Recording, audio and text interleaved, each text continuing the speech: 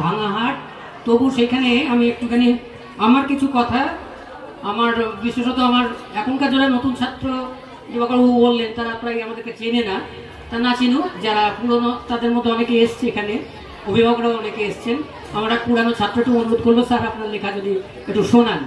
তা যাই হোক, আমি একটা দুটো ছোট ছোট, প্রথমে একটা কবিতা এবং পর একটা ছড়া একটু শোনাচ্ছি, চেষ্টা করছি। কবিতাটার নাম অবয়ব।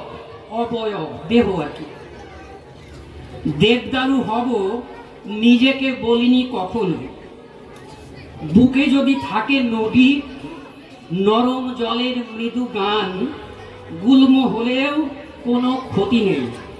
অথচ তোমরা আমার হাতে দিয়েছ খঞ্জর, আমার দুই চোখে জবা রং দিয়েছে কোনো অচেনা ভাস্কর।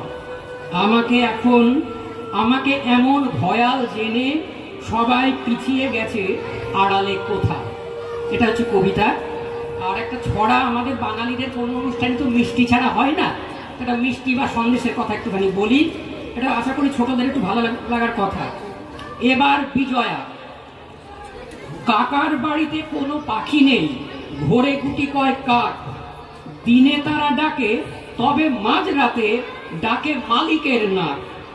লোক মুখে শুনি তার এই গাছে 12 মাস মৌচাক, মধু বেচে হয় সুবিশাল লাভ, ফিরে গেছে তার লাভ। ব্যাংকে লকারে টাকা করি আর সোনা দানা যত থাক, তোমার কি আছে অমূল্য বই যাতে ভরা থাকে তাক।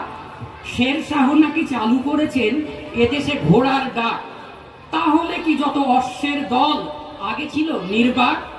বিরিয়ানি খেতে ফুড প্লাজাতেই দল বেঁধে ওরা যাক, আয়েশ করেই বাড়ি বসে খাবো পিসিমার তেল শাক। দশমীতে হলো প্রতিমা ভাসান, বন্ধ হয়েছে ঢাক। এবার বিজয়া আনন্দপুরের সন্দেশ পড়া পাক। নমস্কার।